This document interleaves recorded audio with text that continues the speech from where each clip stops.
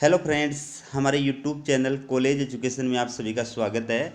मैं आपके बीच उपस्थित हुआ हूँ political science BA first year का एग्ज़ाम की दृष्टि से वेरी इम्पोर्टेंट टॉपिक लेकर के। टॉपिक का नाम है राजनीतिक व्यवस्था। दोस्तों, एग्ज़ाम की दृष्टि से बहुत इम्पोर्टेंट टॉपिक है और 101% एग्ज़ाम में आने के इसके चांस हैं। लेकिन मैं ये नहीं कह सकता कि एग्ज़ाम में ये टॉपिक आएगा या ये टॉपिक आएगा। मैं आपसे झूठ नहीं बोलूँगा, आप चाहे इस वीडियो को देखना चाहे मत देखना, लेकिन इस टॉपिक के 101% चांस हैं। ये जो क्वेश्चन है ये लघुतरात्मक क्वेश्चन के रूप में आने के चांस हैं, लेकिन ये क्वेश्चन है ये निबंधात्मक क्वेश्चन के रूप में आने के 101% चांस हैं। ठीक है, तो चलिए क्वेश्चन स्टार्ट करते हैं। राजनीतिक व्यवस्था से आप क्या समझते हैं? राजनीतिक व्यवस्था की विशेषताओं का वर्णन कीजिए। ये अपना क्वेश्चन है, अपना टॉपिक है। तो ये जो दूसरा क्वेश्चन है इसका वीडियो मैं कल अपलोड करूंगा और कल पॉलिटिकल साइंस फर्स्ट का अपना ये लास्ट वीडियो होगा। उसके बाद में पॉलिटिकल साइंस सेकंड के वीडियो अपलोड करूंगा। और आप चाहते हैं कि हिस्ट्री के वीडियो भी, राजस्थान के इतिहास के वीडियो भी अपलोड किए जाएँ तो आप मुझे कमेंट करें। अगर आप कमेंट करेंगे तो मैं राजस्थान के इतिहास के वीडियो भी आपके लिए अपलोड करने का प्रयास करूँगा। तो चलिए क्वेश्चन स्टार्ट करते हैं। व्यवस्था शब्द मूलतः विज्ञान की शब्दावली है जिसका सर्वप्रथम प्रयोग प्रसिद्ध जीव वैज्ञानिक लुईविग ने किया था, जिसे बाद में विभिन्न समाज विज्ञानों द्वारा ग्रहण किया गया था। दोस्तों, ये व्यवस्था जो शब्द है, व्यवस्था का मतलब है तंत्र या प्रणाली। इंग्लिश में इसको सिस्टम बोलते हैं। तंत्र या प्रणाली यानी व्यवस्था करने की क्रिया, यानी व्यवस्थित करना। ठीक है, जैसे ये जो शब्द है ये साइंस से लिया गया है और साइंस में इस शब्द का सबसे पहले प्रयोग जीव वैज्ञानिक लुईविग ने किया था। तो आप साइंस में पढ़ा है आपने 10वीं तक या तो पढ़ाई है कि श्वसन तंत्र होता है, ठीक है ना, और आहार नाल तंत्र होता है, तंत्रिका तंत्र होता है।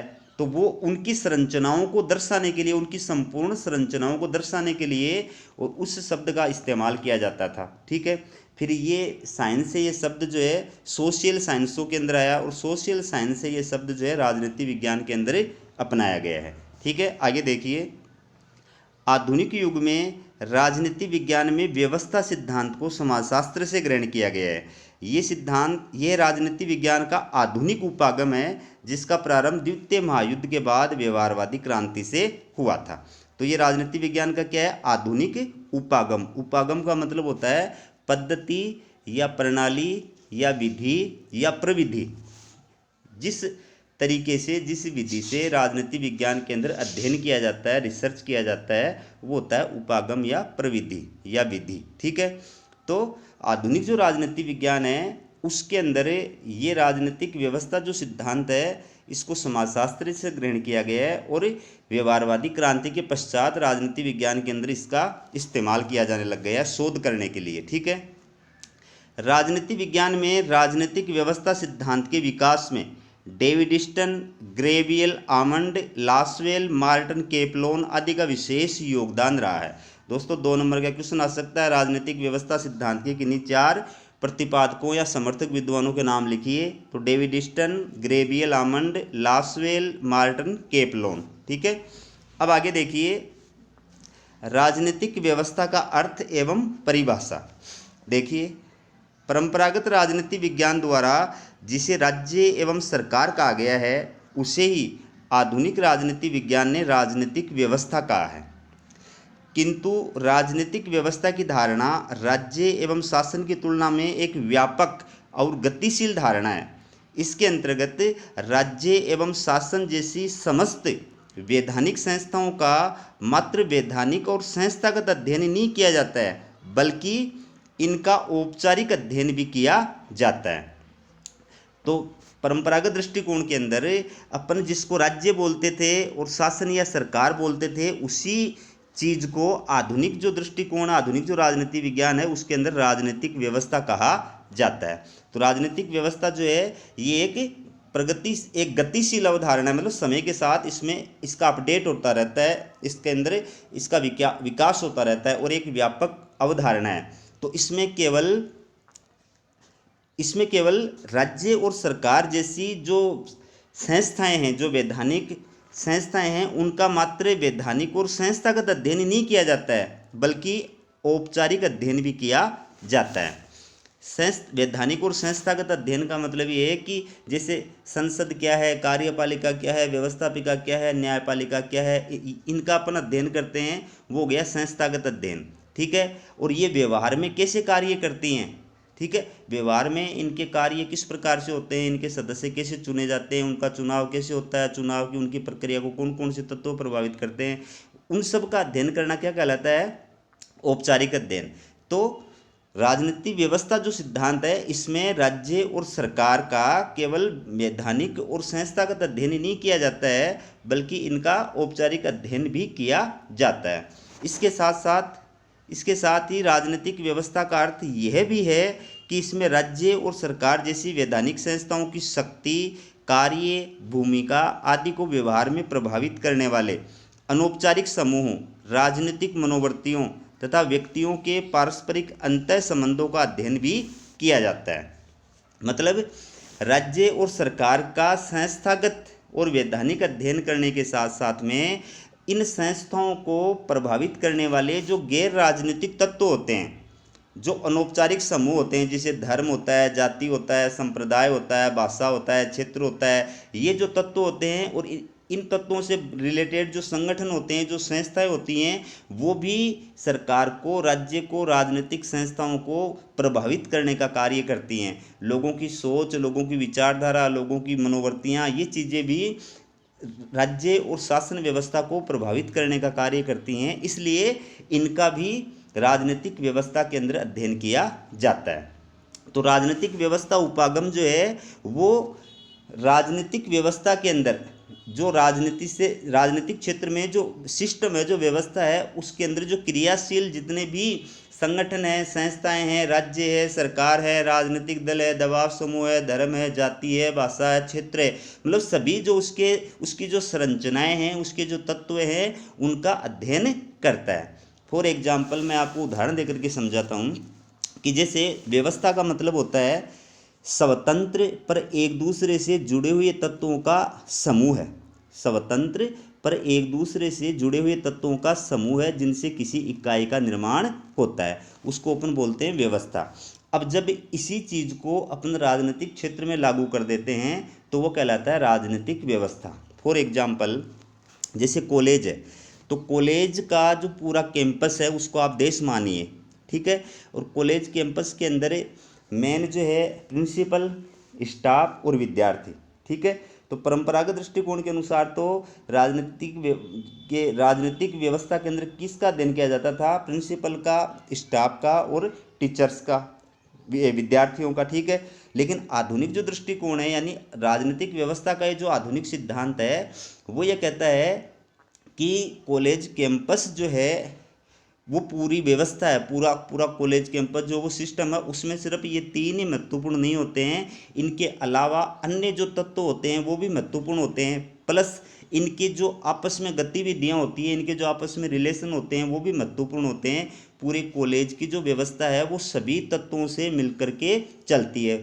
फॉर एग्जाम्पल लाइब्रेरी है, वाचनालय है, पुस्तकालय है, खेल का मैदान है, ठीक है, प्रेरक स्थल है, सांस्कृतिक गतिविधियां हैं, और आपका नॉन टीचिंग स्टाफ है, इसके अलावा बिजली की व्यवस्था है, सफाई की व्यवस्था है, इसके अलावा शौचालय, सुलभ सुविधाएं, शौचालय वगैरह की व्यवस्था है, ठीक है, अतिथियों के लिए रहने की व्यवस्था है, कमरों के अंदर जो है फैन की व्यवस्था है, लाइट की व्यवस्था है, इसके अलावा वाटर कूलर की व्यवस्था है। ये सारी चीज़ें जो है वो मिलकर के कॉलेज की व्यवस्था का निर्माण करती हैं। अकेले विद्यार्थी, प्रिंसिपल और स्टाफ ही कॉलेज की व्यवस्था का निर्माण नहीं करते हैं, इन सब से मिलकर के कॉलेज की व्यवस्था का निर्माण होता है। प्लस इनका आपस में किस प्रकार का संबंध है, ये सब एक दूसरे को प्रभावित करते हैं, एक का प्रभाव दूसरी एक्टिविटी के ऊपर निश्चित रूप से पड़ता है और उससे पूरी व्यवस्था प्रभावित होती है।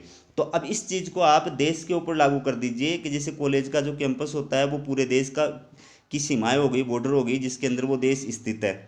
प्रिंसिपल है वो प्रधानमंत्री हो गया और बाकी जो संस्थाएं हैं वो सरकार की विभिन्न संस्थाएं हो गई, ठीक है।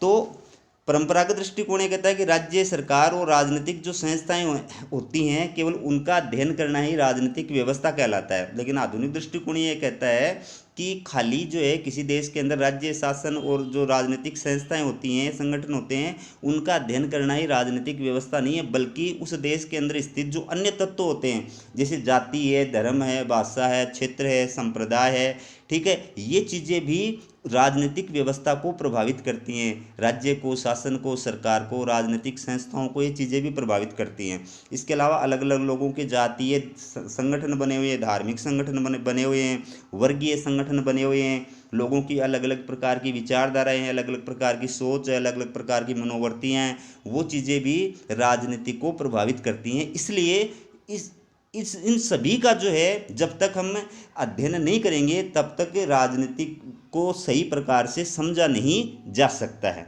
ठीक है, अब परिभाषा देखिए। सबसे पहले रॉबर्ट डहल ने राजनीतिक व्यवस्था की क्या परिभाषा दी है वो देखिए। राजनीतिक व्यवस्था मानव संबंधों का ऐसा दृढ़ रूप है जिसमें पर्याप्त मात्रा में नियंत्रण, प्रभाव, शक्ति अथवा व्यवस्था शामिल रहती है। ये रॉबर्ट डहल की परिभाषा है। डेविड ईस्टन की परिभाषा देखिए। राजनीतिक व्यवस्था किसी समाज में अंतःक्रियाओं की ऐसी व्यवस्था है जिसके द्वारा समाज में मूल्यों का आधिकारिक आवंटन किया जाता है। दोस्तों, ये दोनों परिभाषाएं आपको रटनी है, क्योंकि परिभाषाएं तो बिल्कुल रटनी पड़ेंगी। पॉइंट और परिभाषा आपको बिल्कुल रटनी पड़ेंगी। वर्णन अंदर चाहे आप कैसा भी लिख दो, लेकिन ये दोनों चीज़ें आपको बिल्कुल रटनी पड़ेंगी। आगे देखिए। उपयुक्त परिभाषाओं के आधार पर यह कहा जा सकता है कि राजनीतिक व्यवस्था सामाजिक व्यवस्था की एक ऐसी उपव्यवस्था है जिसके विभिन्न भागों में ऐसी संबंध सूत्रता होती है कि व्यवस्था के किसी एक भाग में होने वाला कोई परिवर्तन अन्य अंतःक्रियाशील अंगों तथा संपूर्ण राजनीतिक व्यवस्था को भी अनुकूल परिवर्तन ला देता है। तो राजनीतिक व्यवस्था सामाजिक व्यवस्था की एक उपव्यवस्था है, ठीक है, जिसके अंतर्गत क्या होता है, अन्य जो संरचनाएं होती हैं, जो तत्व होते हैं, उनके अंदर आपस में जो अंतःक्रिया होती है, वो अंतःक्रिया जो है वो संपूर्ण राजनीतिक व्यवस्था को प्रभावित करती है। अब देखिए राजनीतिक व्यवस्था की विशेषताएं या लक्षण। दोस्तों, ये लघुतरात्मक क्वेश्चन के रूप में आ सकता है। तो देखिए, आमंड व पावेल ने राजनीतिक व्यवस्था की निम्न 5 विशेषताएं बताई है। यही क्वेश्चन दूसरे प्रकार से भी एग्जाम में पूछा जा सकता है।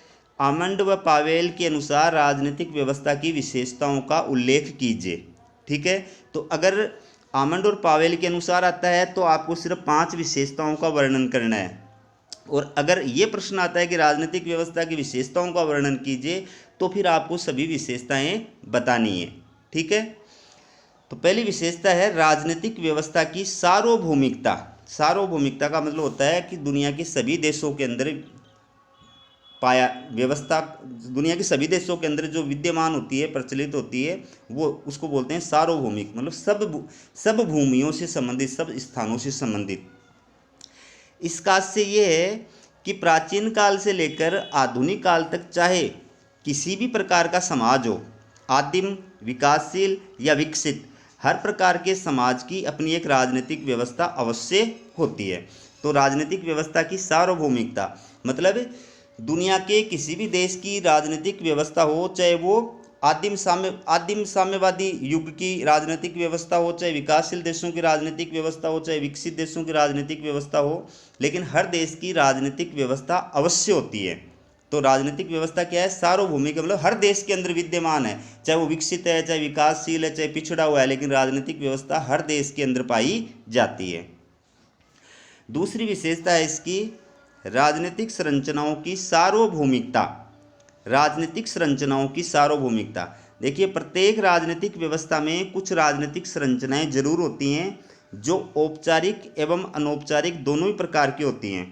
इन राजनीतिक संरचनाओं की मदद से ही राजनीतिक व्यवस्था अपने कार्य करती है। तो जैसा कि राजनीतिक व्यवस्था हर प्रकार के देश के अंदर पाई जाती है, वैसे ही उस राजनीतिक व्यवस्था के अंदर जो संरचनाएं होती हैं, जो स्ट्रक्चर होता है, जो तत्व होता है, जो घटक होते हैं, जो इकाइयां होती हैं, वो भी सभी राजनीतिक व्यवस्थाओं के अंदर पाई जाती है, सभी देशों के अंदर प्रचलित राजनीतिक व्यवस्थाओं के अंदर पाई जाती है, जो औपचारिक भी हो सकती हैं और अनौपचारिक भी हो सकती हैं। औपचारिक के अंदर जैसे राज्य है, सरकार है, आपका राजनीतिक संगठन है, राजनीतिक संस्थाएं, ये है औपचारिक संस्थाएं। और अनौपचारिक संस्थाओं में जैसे राजनीतिक दल है, दबाव समूह है, जातीय समूह है, धार्मिक समूह है, क्षेत्रीय समूह है, भाषाई समूह है, ठीक है ना। ये क्या हो गई, अनौपचारिक संस्थाएं। तो ये दोनों प्रकार की संस्थाएं हर देश की राजनीतिक व्यवस्था के अंदर पाई जाती हैं। अगली विशेषता है राजनीतिक कार्यों की सार्वभौमिकता। देखिए, सभी राजनीतिक व्यवस्थाओं के द्वारा समान कार्य किए जाते हैं, जो दो प्रकार के होते हैं, निवेश कार्य और निकास कार्य। यद्यपि इन कार्यों की प्रकृति अलग अलग हो सकती है। तो राजनीतिक कार्यों की भी क्या पाई जाती है, सार्वभौमिकता। मतलब दुनिया के किसी भी देश की राजनीतिक व्यवस्था हो, चाहे विकसित देश की हो, विकासशील देश की हो, या पिछड़े हुए देश की हो, तो वो जो वहाँ की राजनीतिक व्यवस्था है, वो राजनीतिक व्यवस्था दो प्रकार के कार्य, मतलब उनके कार्य जो होते हैं वो समान होते हैं। और मुख्य रूप से दो प्रकार के कार्य हर देश की, हर प्रकार की राजनीतिक व्यवस्था के द्वारा किए जाते हैं। पहला कार्य निवेश कार्य और दूसरा कार्य है निकास कार्य। 2 नंबर का क्वेश्चन भी आ सकता है, राजनीतिक व्यवस्था के कार्य बताइए। तो एक निवेश कार्य, एक निकास कार्य, जिनको आगत कार्य और निर्गत कार्य भी बोला जाता है, जिनको इनपुट और आउटपुट फंक्शंस भी बोला जाता है। तो निवेश कार्य का मतलब जो देश के अंदर अलग अलग वर्गों, व्यक्तियों और समूहों के द्वारा जो मांगे सरकार के सामने रखी जाती हैं, ठीक है, और उन मांगों के ऊपर जो सरकार के द्वारा चर्चा और विचार विमर्श किया जाता है, वो हो गया निवेश। और उसके आधार पर सरकार जो निर्णय लेती है, जो कानून बनाती है, जो ऑर्डर जारी करती है, वो हो गया निकास कार्य, ठीक है। फिर देखिए चौथी विशेषता, राजनीतिक संरचनाओं की बहुकार्यात्मकता। बहुकार्यात्मकता का मतलब बहुत सारे प्रकार के कार्य। देखिए, सभी राजनीतिक व्यवस्थाओं में पाई जाने वाली राजनीतिक संरचनाएं बहुकार्यात्मक अर्थात बहुत सारे कार्य करती हैं। यद्यपि प्रत्येक राजनीतिक संरचना कुछ विशिष्ट कार्य अवश्य करती है। तो दुनिया के किसी भी देशों की राजनीतिक व्यवस्था हो और किसी भी प्रकार की व्यवस्था हो, चाहे विकसित, विकासशील, पिछड़ी, किसी भी हो, तो उस राजनीतिक व्यवस्था का जो स्ट्रक्चर है, वहाँ की जो संरचनाएं हैं, उसके जो घटक हैं, उसमें बहुकार्यात्मकता पाई जाती है। मतलब हर प्रकार की जो संरचना है वो अलग अलग प्रकार के कार्य करती है। पहली बात तो ये। दूसरी बात, जो राजनीतिक संरचना होती है उनके कुछ विशिष्ट कार्य भी अवश्य होते हैं। फॉर एग्जाम्पल, जैसे व्यवस्थापिका है, तो व्यवस्थापिका का प्रमुख कार्य कानून बनाना है, लेकिन व्यवस्थापिका खाली कानून बनाने का कार्य थोड़ी करती है। वो कार्य तो उसका क्या हो गया, विशेष कार्य हो गया। मतलब उसमें तो वो एक्सपर्ट है, विशेषज्ञ है कि वो कार्य तो वो करती ही करती है, उसके अलावा अन्य सारे कार्य भी करती है। ऐसे न्यायपालिका है, तो न्यायपालिका का मेन जो काम है वो है दंड और न्याय प्रदान करना। लेकिन न्यायपालिका खाली क्या दंड और न्याय प्रदान करने का कार्य करती है क्या? मैंने 2 वीडियो अपलोड किए हैं, व्यवस्थापिका कार्य, न्यायपालिका कार्य, उसमें विस्तार से उनके कार्य बताए हैं, ठीक है। तो कोई भी जो संरचना होती है राजनीतिक व्यवस्था के अंदर, कार्यशील कोई भी जो संरचना होती है, वो यद्यपि बहुत सारे कार्य करती है, लेकिन कुछ कार्य क्या होते हैं, विशिष्ट होते हैं, जो उस संरचना के द्वारा, उस तत्व के द्वारा, इकाई के द्वारा संपादित किए जाते हैं। अगला देखिए, अगली विशेषता है राजनीतिक व्यवस्थाओं का सांस्कृतिक दृष्टि से मिश्रित स्वरूप। देखिए, सभी राजनीतिक व्यवस्थाएं सांस्कृतिक दृष्टि से मिश्रित व्यवस्थाएं होती हैं। ऐसी कोई राजनीतिक व्यवस्था नहीं होती है जिसे पूरी तरह से परंपरागत यानी पिछड़ी अथवा पूरी तरह से आधुनिक यानी विकसित राजनीतिक व्यवस्था कहा जा सके। आमतौर पर जिन राजनीतिक व्यवस्थाओं को पिछड़ी समझा जाता है, उनमें भी आधुनिक राजनीतिक व्यवस्था के तत्व हो सकते हैं, और जिन्हें आधुनिक राजनीतिक व्यवस्था समझा जाता है, उनमें भी पिछड़ी राजनीतिक व्यवस्थाओं के तत्व विद्यमान हो सकते हैं। तो अगली विशेषता क्या है कि राजनीतिक जो व्यवस्थाएं होती हैं वो सांस्कृतिक दृष्टि से कैसी होती हैं, मिश्रित होती हैं। मतलब उनमें विकसित जो राजनीतिक व्यवस्था है उसके गुण भी हो सकते हैं, और पिछड़ी हुई जो राजनीतिक व्यवस्था है उसके गुण भी हो सकते हैं। कोई भी राजनीतिक व्यवस्था न पूरी तरह से मॉडर्न यानी आधुनिक यानी विकसित होती है, और कोई भी राजनीतिक व्यवस्था न पूरी तरह से पिछड़ी हुई यानी बैकवर्ड व्यवस्था होती है। बैकवर्ड जो राजनीतिक व्यवस्था होती है, पिछड़ी हुई जो राजनीतिक व्यवस्था होती है, उसमें भी कुछ आधुनिकता के गुण विद्यमान हो सकते हैं, और जो आधुनिक राजनीतिक व्यवस्था होती है उसमें भी कुछ पिछड़ी राजनीतिक व्यवस्था के गुण विद्यमान हो सकते हैं। आगे देखिए, आमंड व पावेल द्वारा बताई गई राजनीतिक व्यवस्था की उपयुक्त 5 विशेषताओं के अलावा राजनीतिक व्यवस्था की कुछ अन्य विशेषताएं भी होती हैं जो निम्न हैं। तो अगर क्वेश्चन में से पूछा जाता है कि राजनीतिक व्यवस्था की विशेषताओं का वर्णन कीजिए तो आपको सारी बतानी है, लेकिन अगर आमंड और पावेल के अनुसार पूछी जाती है तो फिर आपको ऊपर वाली सिर्फ 5 विशेषताओं का वर्णन करना है। अब अगली विशेषता देखिए, राजनीतिक साधनों का असमान वितरण। देखिए, प्रत्येक राजनीतिक व्यवस्था में साधनों का वितरण असमान होता है। राजनीतिक साधनों का अर्थ है शिक्षा, धन, सामाजिक स्तर, सूचनाएं, मताधिकार, सरकारी तंत्र से संबंध, विधि निर्माण का अधिकार आदि। तो दोस्तों, जो राजनीतिक व्यवस्था होती है उस राजनीतिक व्यवस्था में साधनों का वितरण जो होता है वो असमान होता है। चाहे किसी भी देश की किसी भी प्रकार की राजनीतिक व्यवस्था हो, पिछड़ी हो चाहे विकासशील हो, उसमें जो राजनीतिक साधन होते हैं उन साधनों का जो वितरण होता है वो क्या होता है, असमान होता है। मतलब उस देश के अंदर कुछ वर्ग, कुछ समाज, कुछ जातियां ऐसी होती हैं जो जिनका मतलब उन साधनों पर ज़्यादा नियंत्रण होता है, बाकी उनसे वंचित होती हैं। चाहे शिक्षा का मान लो, चाहे धन के स्तर पर मान लो, चाहे सामाजिक स्तर पर मान लो, चाहे सूचनाएं प्राप्त करने के स्तर पर मान लो, चाहे मताधिकार के ऊपर मान लो, चाहे सरकारी तंत्र से संबंध के आधार पर मान लो। तो जिन जिन वर्ग, जाति या संप्रदायों का इन राजनीतिक साधनों पर अधिकार होता है वो राजनीतिक व्यवस्था को ज़्यादा मात्रा में प्रभावित करते हैं, और जिनका इनके ऊपर अधिकार नहीं होता है वो राजनीतिक व्यवस्था को प्रभावित नहीं कर पाते हैं या बहुत कम प्रभावित कर पाते हैं। फिर है राजनीतिक प्रभाव का असमान वितरण। देखिए, प्रत्येक राजनीतिक व्यवस्था में राजनीतिक प्रभाव का वितरण भी असमान होता है। इसका प्रमुख कारण साधनों का वितरण असमान होना है। जिन व्यक्तियों या समूहों के पास में राजनीतिक साधन अधिक होते हैं वे सरकार और व्यवस्था को प्रभावित कर सकते हैं, और शेष का राजनीतिक प्रभाव कम या बहुत कम होता है। तो राजनीतिक प्रभाव का असमान वितरण, प्रत्येक प्रकार की जो राजनीतिक व्यवस्था होती है उसमें जो राजनीतिक प्रभाव होता है उसका भी वितरण असमान होता है। क्यों? क्योंकि साधनों का वितरण समान है, तो समाज की जिस जाति, जिस समूह, जिस वर्ग के पास में साधन ज़्यादा होंगे, साधनों पर जिसका स्वामित्व या नियंत्रण रहेगा, वो राजनीति को प्रभावित करने की क्षमता भी उतनी ही ज़्यादा रखेगी। और जिनके पास में राजनीतिक साधन नहीं रहेंगे, राजनीतिक साधन कम रहेंगे, वो राजनीतिक क्षेत्र में प्रभाव भी सरकार पे नहीं डाल पाएगी। जैसे अभी किसानों का आंदोलन हुआ था, तो किसान जो समुदाय था वो संगठित था, संगठित होकर के उसने सरकार को प्रभावित करने का कार्य किया। उन्हीं के दबाव से सरकार ने 3 कृषि कानून जो थे वो रद्द किए थे।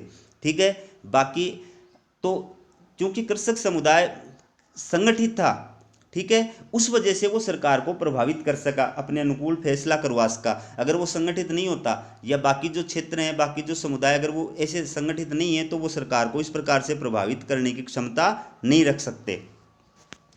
फिर है वेदता का अर्जन। देखिए, प्रत्येक राजनीतिक व्यवस्था का आधारभूत तत्व शक्ति है, किंतु राजनीतिक व्यवस्था सदैव शक्ति को सत्ता में बदलने और सत्ता को औचित्यपूर्ण बनाने का प्रयास करने में लगी रहती है।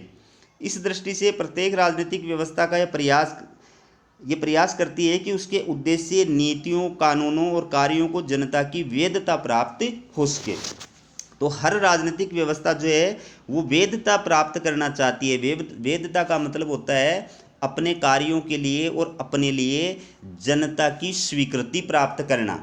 ठीक है ना, कि सरकार जो कार्य कर रही है, जो नीतियां बना रही है, जो कानून बना रही है, वो जनता की नज़र में सही होना। ठीक है, इसके लिए वो पूरे प्रयास करती है। वो इसके लिए जनता को ये विश्वास दिलाती है कि हम जो कानून बना रहे हैं, हम जो कार्यक्रम लागू कर रहे हैं, हम जो योजनाएं चला रहे हैं, वो आपके हक के लिए, आपके फ़ायदे के लिए चला रहे हैं। तो ये प्रयास इसलिए किया जाता है ताकि जनता सरकार की जो राजनीतिक सत्ता है, सरकार की जो सत्ता है, उस सत्ता को अपनी स्वीकृति प्रदान कर सके और जनता में असंतोष पैदा नहीं हो सके, और सरकार की जो स्थिरता है वो सुनिश्चित की जा सके। तो इसके लिए जो अलग अलग राजनीतिक दल होते हैं वो क्या करते हैं, अलग अलग प्रकार के तरीकों का इस्तेमाल करते हैं। और लास्ट है विचारधारा का सहारा। देखिए, प्रत्येक राजनीतिक व्यवस्था अपनी राजनीतिक सत्ता को वेधता दिलाने के लिए सदैव विचारधारा का सहारा लेती है। विचारधारा राजनीतिक व्यवस्था को औचित्य प्रदान करती है। तो राजनीतिक व्यवस्था की अगली विशेषता क्या है? विचारधारा का सारा। हर राजनीतिक व्यवस्था जो होती है वो अपनी सत्ता को बनाए रखने के लिए प्लस अपनी सत्ता के लिए वैधता प्राप्त करने के लिए, यानी जनता की स्वीकृति प्राप्त करने के लिए क्या करती है? विचारधारा का इस्तेमाल करती है। फॉर एग्जाम्पल जैसे बीजेपी है, तो बीजेपी अपनी राजनीतिक सत्ता को बनाए रखने के लिए, केंद्र सरकार मोदी सरकार अपनी सत्ता को बनाए रखने के लिए किस प्रकार की विचारधारा का इस्तेमाल करती है? राष्ट्रवाद की विचारधारा है, हिंदुत्ववाद की विचारधारा है, ठीक है ना। इस प्रकार की विचारधारा का इस्तेमाल करती है और इस विचारधारा के आधार पर वो जनता से अपने कार्यों के लिए अपने लिए स्वीकृति प्राप्त करने का प्रयास करती है। तो दूसरी तरफ जो कांग्रेस है वो किस प्रकार की विचारधारा के आधार पर जनता में अपनी इमेज बनाने का प्रयास करती है, जनता से अपने कार्यों के लिए स्वीकृति प्राप्त करने का प्रयास करती है, संविधान के लिए, ठीक है, लोकतंत्र की रक्षा के लिए, ठीक है, धर्मनिरपेक्षता के लिए, ठीक है। इस प्रकार की विचारधारा के आधार पर वो अपनी अपनी जो वेदता है वो जनता से प्राप्त करने का प्रयास करती है, जनता से अपने लिए स्वीकृति प्राप्त करने का प्रयास करती है। तो दोस्तों कल मैं आपके लिए डेविड ईस्टन का राजनीतिक व्यवस्था सिद्धांत लेकर आऊँगा और ये अपना लास्ट टॉपिक होगा। फिर अपन राजनीति विज्ञान जो है वो सेकेंड स्टार्ट करेंगे। तो आप चैनल को सब्सक्राइब जरूर करें ताकि आपको सेकंड जो पेपर है उसके वीडियो भी मिल सकें। हमारा वीडियो देखने के लिए बहुत बहुत धन्यवाद।